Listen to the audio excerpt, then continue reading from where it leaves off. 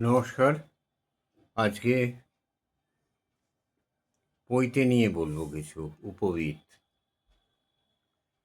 কিন্তু উপবীত নিয়ে বলার আগে আমার সেই কথাটাই বলে নিই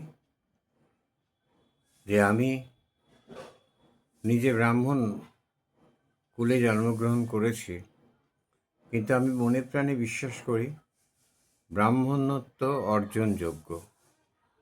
প্রাচীনকালে এটি অর্জন করা হতো, অর্জন করতেন যারা করতে চাইতেন, অথবা কর্মের দ্বারা ব্রাহ্মণত্ব অধিকার করতেন।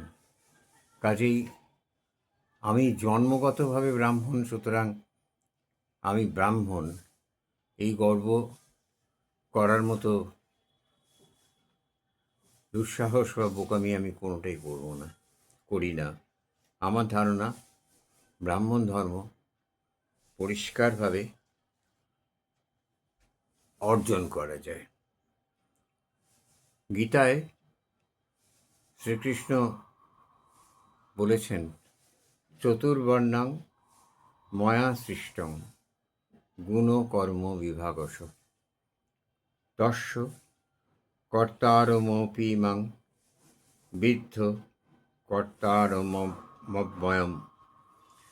অর্থাৎ এই কর্ম চতুর্বর্ণ গুণ এবং কর্মের বিভাগ অনুসারে আমার দ্বারা মানব সমাজে 4টি বিভাগ ব্রাহ্মণ, ক্ষত্রিয়, বৈশ্য, শূদ্র সৃষ্টি করা হয়েছে।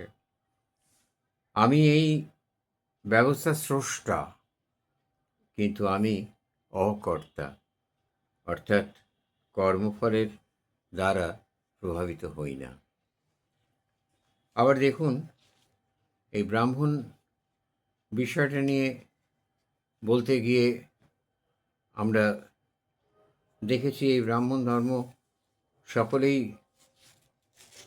অধিকার আছে, নারীদেরও অধিকার আছে, পৈতেরও অধিকার আছে। আমি আগের একটি ভিডিওতে বলেওছি, নারী ঋষিদের মধ্যে অপালা, ঘোষা, কাক্ষিপান ঋষির কন্যা, লোপামুদ্রা, বিশ্ববাড়া, গার্গী, এরা সকলেই, মৈত্রেয়ী, অদিতি, এরা সকলেই নারী ঋষি, এদের পৈতে ছিল।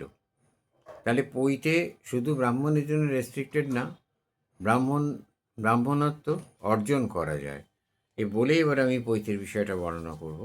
সে সময় আর একটা কথা বলবো, প্রাচীন সাহিত্য অনুযায়ী সব মানুষ জন্মে শূদ্র, সংস্কারে দ্বিজ, বেদ পাঠে বিপ্র, ব্রহ্মজ্ঞান লাভে ব্রাহ্মণ। এখন তো ব্রহ্মজ্ঞান লাভের সম্ভাবনা নেই, আর ব্রহ্মজ্ঞান কাকে বলে আমরা জানিও না, কীভাবে লাভ করতে হয় তাও জানি না। কিন্তু জ্ঞান যে, এই যে গ্রন্থিবদ্ধ জ্ঞান, এই এত গ্রন্থিবদ্ধ যে জ্ঞান, পুস্তক, এই পাঠ করা, যে কোনো বিষয়ে জ্ঞানার্জনই জ্ঞান। সুতরাং সেই জ্ঞান যদি প্রকৃত অর্জিত হয় তাহলে তিনি ব্রাহ্মণ। এবার আমরা পৈতের ব্যাখ্যায় আসি। পৈতে 3টে করে আলাদা আলাদা সুতোয় এক দণ্ডি হয়। 3 দণ্ডির পৈতেতে 3টে করে 9টি সুতো, 1 2 3 4 5 6 7 8 9, 9টি সুতো থাকে। 9টি সুতোর 9টি গুণ, তাই বলা হয় নবগুণে ব্রাহ্মণ। এই 9টা গুণ কি? সম, দম, তপ, শৌচ, ক্ষান্তি, সারল্য, জ্ঞান, বিজ্ঞান, আস্তিক্য। পড়ার 3টে পদ্ধতি আছে। সাধারণ পদ্ধতি হচ্ছে, এক হচ্ছে সবিতা।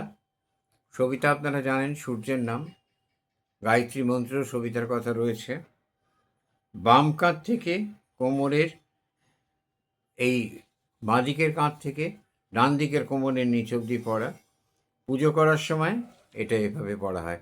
পুজো করার সময় নয়, আমরা সাধারণভাবেও, আমি অবশ্য নিজে পৈতে এখন ব্যবহার করি না। আর আমার পিতৃদেব আমাকে যথেষ্ট যত্ন করে পৈতে দিয়েছিলেন, কিন্তু তার অনুমতি নিয়েই আমি পৈতে খুলে রেখেছি। তো সুতরাং আমি পড়ি না পৈতে। কিন্তু আমরা সাধারণত যখন বইতে পড়তাম এইভাবেই পড়তাম। দ্বিতীয় হচ্ছে প্রাচীন বিবাহ, বুকের ডান কাঁধ থেকে কোমরের বাম দিক পর্যন্ত পরা, এবং এই দিক থেকে ডান কাঁধ থেকে একে প্রেত পৈতে বলে।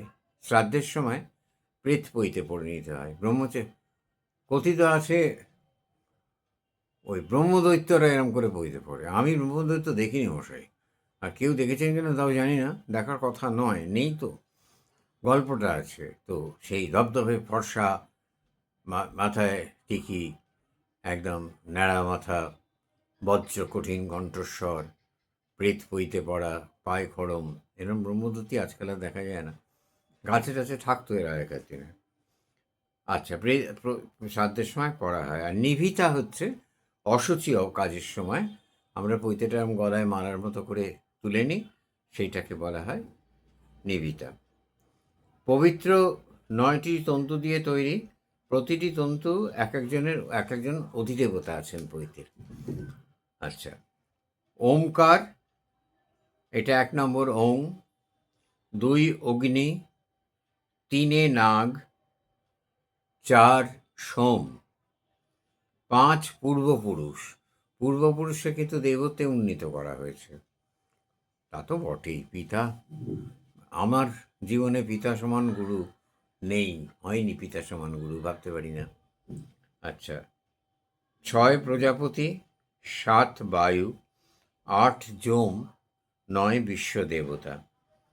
3 দণ্ডির পৈতা, এই 3টে গুছিতে ঋগ্বেদ, যজুর্বেদ এবং সামবেদের প্রতিষ্ঠা। অথর্ববেদ পরে যুক্ত হয়েছে বলে আলাদাভাবে ভাবা হয়েছে বোধ হয়, এটা আমার অনুমান। 3 দণ্ডির পৈতের প্রথম গ্রন্থি ব্রহ্মগ্রন্থি, এখানে অথর্ববেদের প্রতিষ্ঠা বা স্থান ব্রহ্মগ্রন্থিতে। 3টি গুছি 3টি আশ্রমের প্রতীক। 3টি আশ্রমের প্রতীক: ব্রহ্মচর্য, গার্হস্থ, বানপ্রস্থ। এটি 3টি অগ্নির প্রতীক। গার্হপত্য অগ্নি। আগেকার দিনে বাড়িতে আগুন সংরক্ষণ করে রাখা হতো। কি করবে? আগুন তো, দেশলাই তো নেই যে পকেট থেকে বার করবে, খচ করে জ্বালবে, লাইটারও নেই, রনসনের লাইটারও নেই। তাহলে কি করবে? সেই জন্যে মালসায় করে অগ্নিহোত্র গৃহ থাকতো, সেই গৃহের ভেতরে আগুন সংরক্ষণ করে রাখা হতো ঘরের ভেতরে। এটাকে গার্হপত্য বা গৃহপত্য অগ্নি বলা হতো। এ বাড়িতে অগ্নি সঞ্চয় করে থাকে, সবসময় প্রজ্বলিত থাকে। নিভে গেলে আবার অন্য কোনো ব্রাহ্মণ বাড়ি থেকে এনে জ্বালাতে হতো। দক্ষিণাগ্নি দক্ষিণ দিকে থাকে এবং আধ্যাত্মিক উদ্দেশ্যে অগ্নি, এটা আহ্বানীয়, যে অগ্নিকে যজ্ঞ ইত্যাদির দ্বারা আহ্বান করে নিয়ে আসা হচ্ছে।